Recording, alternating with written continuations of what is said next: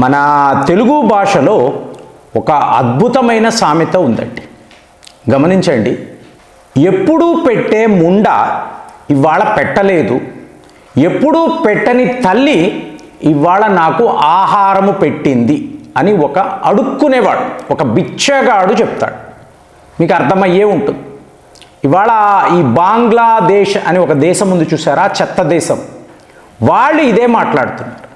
ఇప్పుడు చూడండి, ఇది ఆగస్టు 3వ వారము మీకు బంగ్లాదేశ్ యొక్క ప్రధానమంత్రి తారిక్ రెహమాన్ వీడు భారత్కు రావాలి.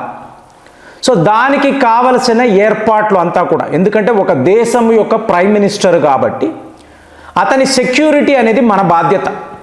సో ఇప్పుడు అతను వస్తున్నాడు కాబట్టి మన హై కమిషనర్ వెళ్ళి బంగ్లాదేశ్ ఫారిన్ మినిస్ట్రీతో మాట్లాడి మీకు ఆయన షెడ్యూల్ ఏమిటి, మేము ఇవ్వాల్సిన సెక్యూరిటీ ఏమిటి, ఇవన్నీ మాట్లాడి, అంటే మనము వాడి యొక్క రక్షణ కవచాన్ని ఎలా ఏర్పాటు చెయ్యాలి బాధ్యత కదండి మనకు.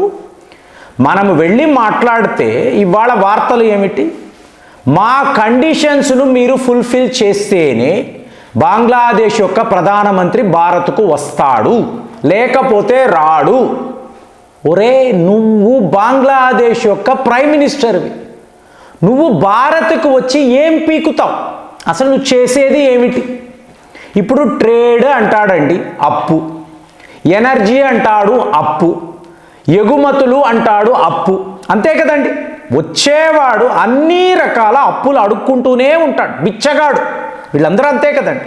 ఇప్పుడు పాకిస్తాన్ యొక్క షాబాజ్ షరీఫ్ మనతో ఫ్రెండ్షిప్ అన్నాడండి, నేను భారత్కు వెళ్తాను అన్నాడండి, మోదీ గారిని కలుస్తాను. ఎందుకు కలుస్తాడండి?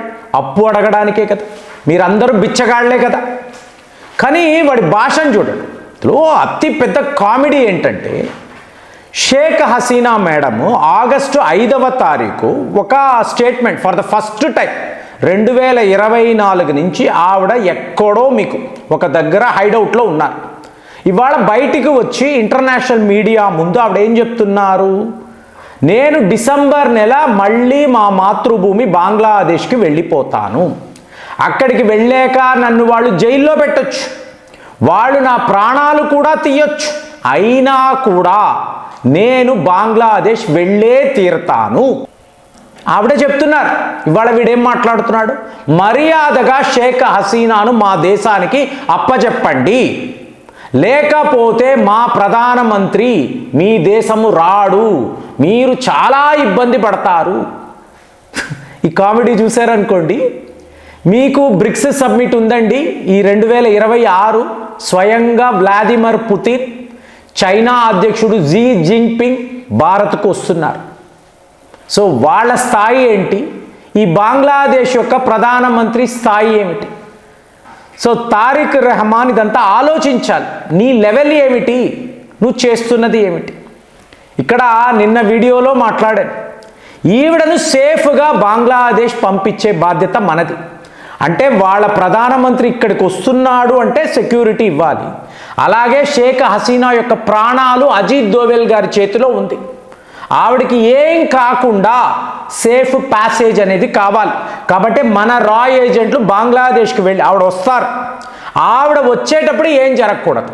మార్గం ఏమిటండి, తారిక్ రెహమాన్ ఆవిడని హౌస్ అరెస్ట్లో పెట్టాలి ఫుల్ సెక్యూరిటీతో. మీ వల్ల కుదరలేదా, మేము ఇస్తాం, భారత్ సెక్యూరిటీ ఇస్తుంది, ఆవిడకి ఏం కాకూడదు, అంతే కదండి. ఇప్పుడు ఒకవైపు ఏమో సిఐఏ, ఇంకొక వైపు ఏమో ఐఎస్ఐ, వీళ్ళందరికేంటి ఈవిడే టార్గెట్.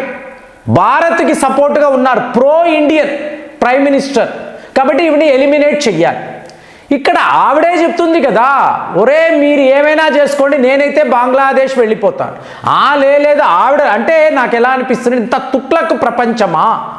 మనకు మంచిదే, భారతీయులు తెలివైన వాళ్ళని ఇవాళ ప్రపంచం గుర్తిస్తుంది. కానీ ఈ ట్రంప్ రావడము ప్రపంచములో ఎంతంత మంది తుక్లక్కులు తిరుగుతున్నారు. స్ట్రైట్ ఆఫ్ హార్మోస్ను మీరు ఫ్రీ చెయ్యాలి, ఎప్పుడు మేము లాక్ చేస్తే ఫ్రీ చెయ్యాలి. ఇదే ఇరాన్ వాళ్ళు అడుగుతున్నారు. నీకు నువ్వే నీ ఓడలను అక్కడ పెట్టి ఈరాన్ ఎంత దారుణం చేస్తుంది. ఇప్పుడు అమెరికా వాళ్ళకి చెప్తున్నాడండి, ఈరాన్ యుద్ధాన్ని ఆపాలి. ఈరాన్ ఎప్పుడురా యుద్ధం చేసింది, నువ్వు కదా వెళ్ళావు. అమెరికన్స్ అంత మూర్ఖులా అంటే తుక్లక్కులు ఇలాగా ఇప్పుడు వాడు భారత్కి వస్తే వాడి అవసరమే కదండి, ఎవడండి పిలిచాడు? వీడిని ఎవడు పిలుస్తాడండి? వచ్చిన వాడు ఏం చెప్తాడు? ఈ గ్యాంజెస్ వాటర్ ట్రీటీ అంటాడు. 1996 మీకు 2026 డిసెంబర్న ఎక్స్పైర్ అయిపోతుంది. ఒరే గంగా నది మా దేశములు, గోముఖము వద్ద నుంచి మీకు గంగా నది స్టార్ట్ అవుతుంది. నా దేశములో ఉండే గంగా నది, ఆ నీరు నా సొంతం. నీకు స్వతంత్రమని మేము ఇప్పించాం, మేము ఇస్తేనే కదా నీకు నీరు. పాకిస్తాన్ ఉంది అంటే మేము డ్యాములు కడుతున్నాం, మా దేశంలో మేము కట్టుకుంటున్నాం. మేము మా దయా దాక్షిణ్యాలు చూపిస్తేనే మీకు నీరు. పాకిస్తాను అంతే, బంగ్లాదేశ్ అంతే. కానీ ఇక్కడ వాడు ఎలాంటి పిక్చర్ ఇస్తున్నాడు?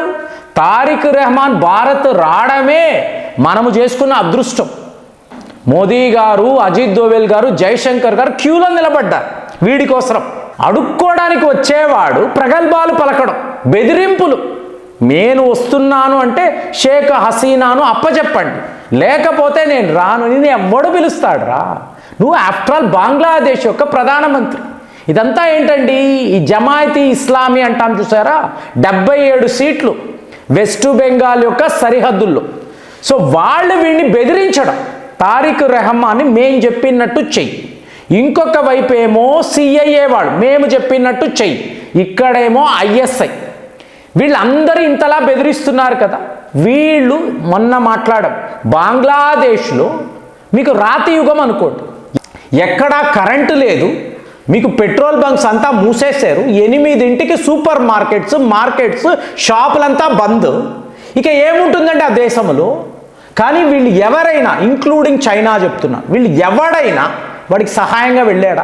ఎవడైనా చెప్పండి. మొత్తం సహాయం భారతే చెయ్యాలి. వాళ్ళ టెక్స్టైల్ ఇండస్ట్రీ వాళ్ళ కొలాప్స్ అయిపోయింది.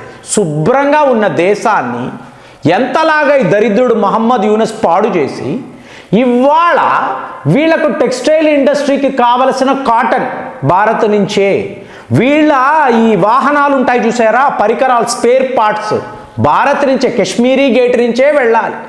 వీళ్లకు బియ్యము మనమే ఇవ్వాలి, చక్కెర మనమే ఇవ్వాలి, సర్వము మన మీద ఆధారపడి వీడు మనల్ని బెదిరిస్తాడు. అందుకే అంటున్నాను, ఎప్పుడూ పెట్టే ముండ.